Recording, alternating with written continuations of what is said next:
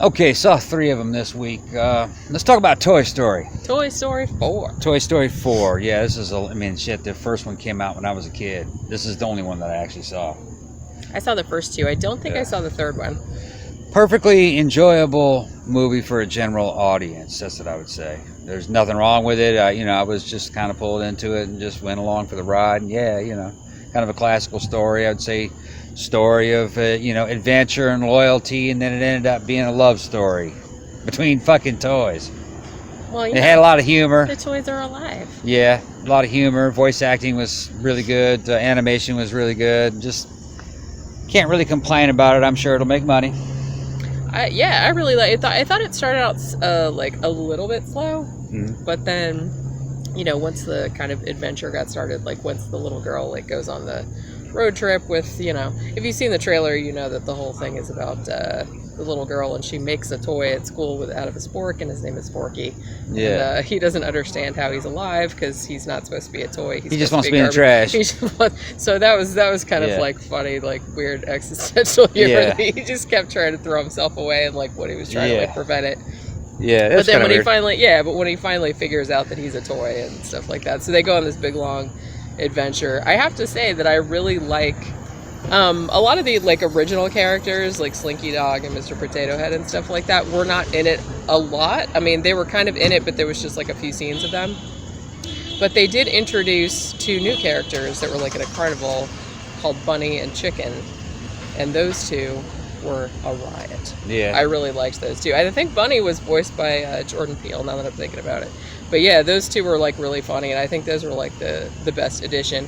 I have to say, I'm not going to spoil the ending or anything like that. I was kind of surprised that it ended the way it did, and I don't know if they're going to make any more. No, they can make more. I guess you could, yeah. but it's like, I don't know. It just seemed like the way they ended it, I was like, well, okay.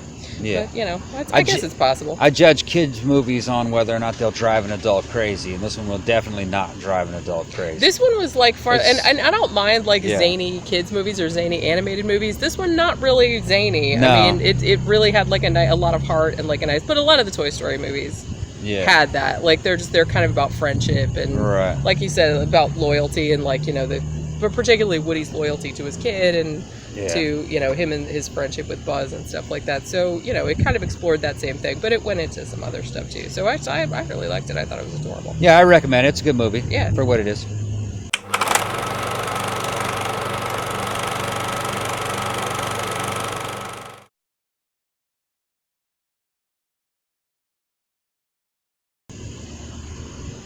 Okay, next one we want to talk about is Yesterday. Yes.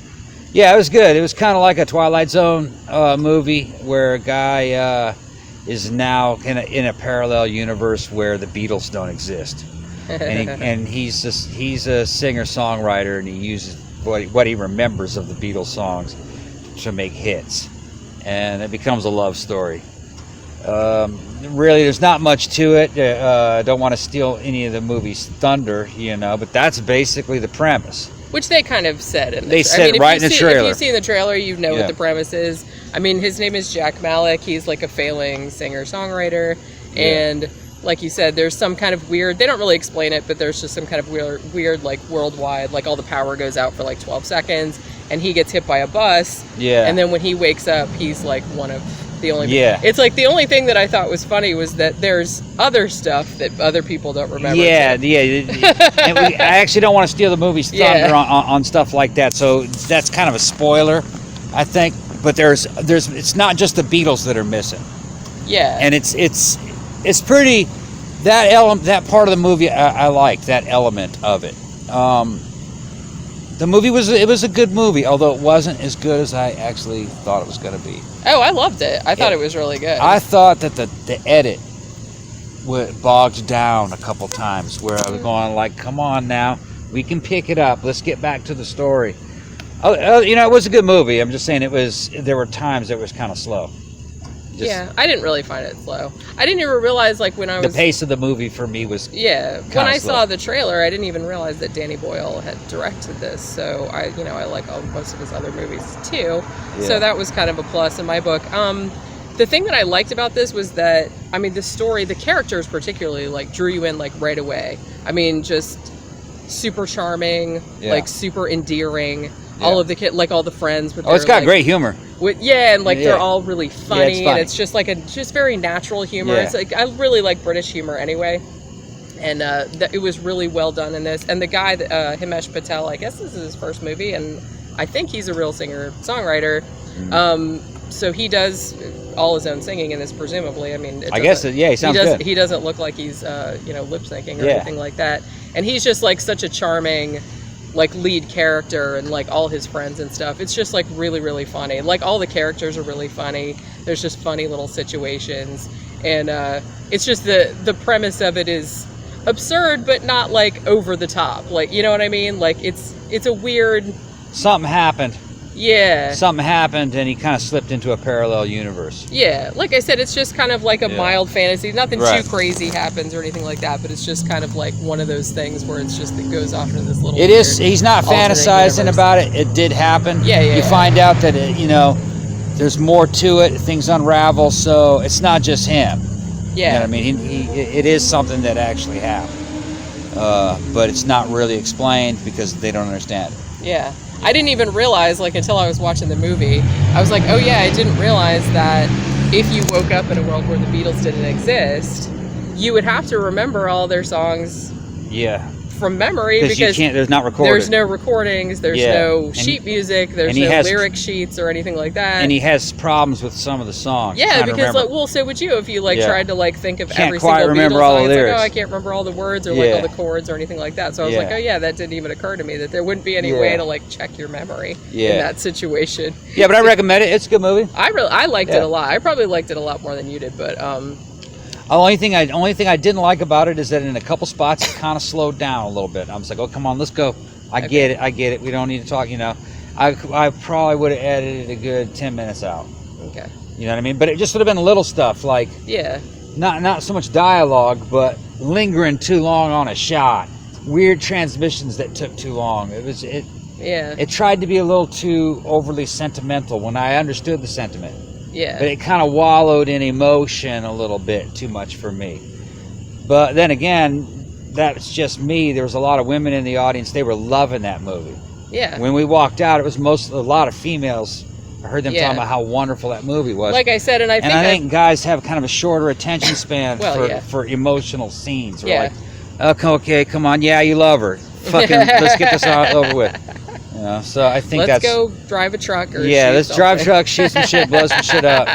Let's get back to the story. I was But- gonna say I love the woman that plays like the record executive. Like she's kind of like the villain or whatever. She was like priceless in this. She's like really funny. She's just But- a ball breaker. Yeah, I really liked this movie a lot. Like I Yeah. was gonna say, and I might have mentioned this in our review of Rocket Man, but it kind of had a same, and obviously it's gonna have a similar vibe as Across the Universe, and because Yeah. that was Beatles too.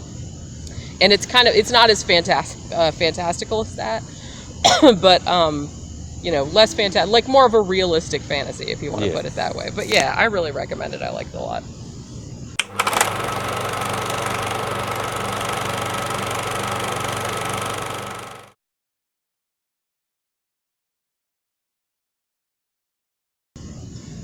Okay, we got to talk about, what is it, Annabelle Returns? Annabelle Comes Home. Annabelle Comes Home. That's Is what it this is the third Annabelle movie, I think.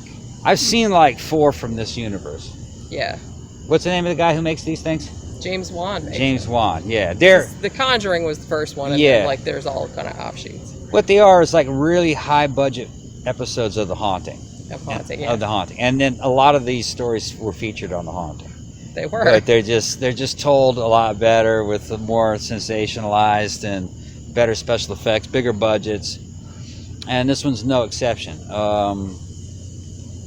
I actually the last one we saw was La Llorona, Yeah, and La Llorona fucking scared me for the first half, and then it outstayed its welcome. It became not scary after a while. yeah, This one was kind of the opposite. It was kind of slow. It had a slow setup, but It did, yeah. But once it started rolling, I think I liked it better than La Llorona. yeah. In I a see way, what you're getting in at. a way, it kind of had a better. La Llorona started off with a bang, bam, Yeah. and then it almost kind of got absurd. They Yeah. showed it too much, And it that was an issue. This one kind of this one kind of had a normal structure for a horror movie, where it starts off kind of slowly and then it builds up and then it ends. I liked it. I mean, you finally get to see Ed Warren's fucking werewolf.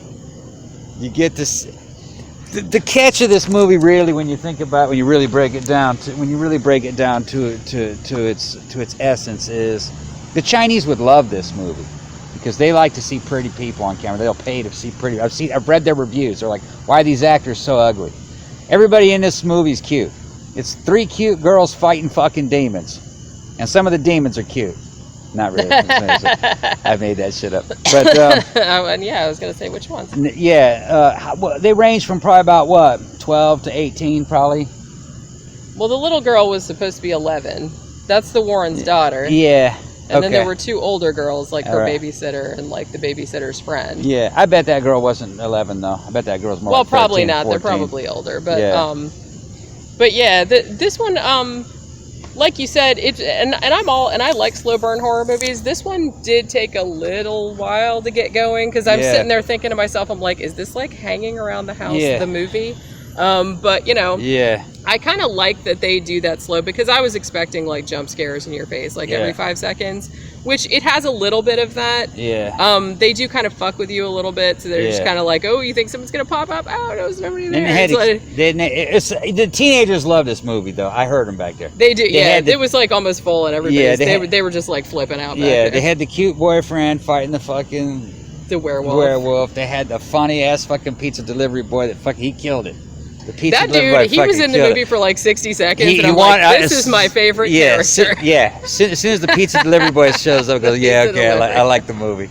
Well, it doesn't take, it takes itself seriously, but there's moments in it of levity where you can see that they're kind of like winking at you a little bit. I think that's the weakness of these movies, is that the tone, they take themselves very seriously. Yeah, but I have to say, the thing about this one, because it's Annabelle actually, I guess she's in it a lot, but the movie is kind of like not as much focused on her as focused on her being like a conduit for other spirits, which means that they can kind of have like an all-star cast of like all these demons and werewolves and dudes with coins on their eyes and like they have all kind of like wedding dress ghosts that are still stabbing. I really couldn't follow the story. I don't even know if the story made sense. It wasn't really, but it's very simple story. Yeah, to me it was just like going through a haunted house and they were showing me stuff. It was like that because pretty much the whole thing. Like I didn't analyze it to see if it made sense or not. There didn't seem to be a lot of content there.